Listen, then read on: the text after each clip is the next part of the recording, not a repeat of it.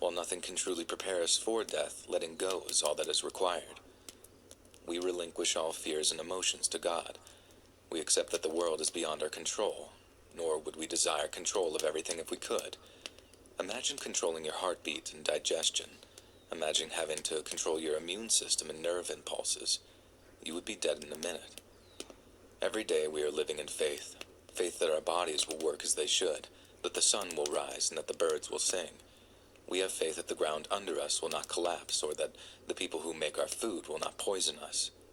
If we live in fear thoughts, if we live in fear of death, we are not truly living in reality. All you have ever known is existence, and it is all you can ever know. You will not be damned to sitting in a dark room for eternity, nor can you be separate from God unless you make the decision to do so. All things play out as they should. It is the ego that convinces us otherwise. The ego takes the credit for our safety and success, but it really does nothing more than remind us of what needs to be done to survive. However, even that can be debated. If we do not eat, someone else will remind us. If we do not bathe, someone will surely tell us. Even our deaths are decided.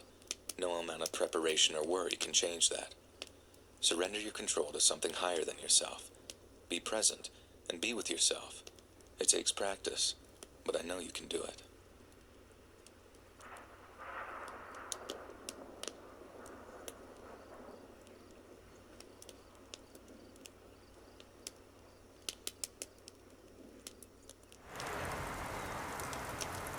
I think the hardest question man will ever ask themselves is, what do I do with my life?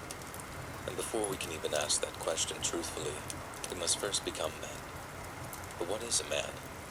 Is it the cigar-smoking, womanizing lone wolf who doesn't take no for an answer? Is it the soft man who turns the other cheek? Is it doing one habit over another? Is it physicality? Is it violence? Is it power? I say, find out for yourself what it means to you. Only you can walk that path, and all facts or statements on what a man is are really opinions. Compared to previous times in history where what made a man was more well-defined, we live in a world that doesn't really care for rugged individualism.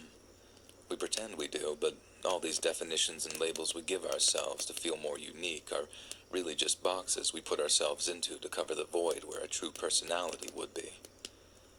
We have left the days of the Wild West, the days of conquest and true innovation. There are no new lands to discover, no new ideas that really change the world. We are lambs in the slaughter of the modern world. Our minds, morals, and bodies are all under attack by parasites that wish to drain us of life and ambition. Everywhere we go, something or someone wants to take our energy, whether in the form of money, time, or emotion. So you might be thinking, why be a man? What's the point? We don't even know what one really is anymore. But if I ever had a definition for what it is to be a man, I'd say it's the acceptance of life. Waking up every morning and, despite all the reasons not to, being honest, moral, or reasonable, one decides to do so anyways. Not because of reward, not because of praise. A man simply pushes forward towards a light from within, a light that can only be discovered by silence and contemplation, a light that can only be realized when you are surrounded by darkness. We cannot truly know ourselves until we are pushed up against a wall with no chance of escape, where the only option is confrontation with the self, where all the lies we tell ourselves lose effect and nothing but the reality of what we are remains.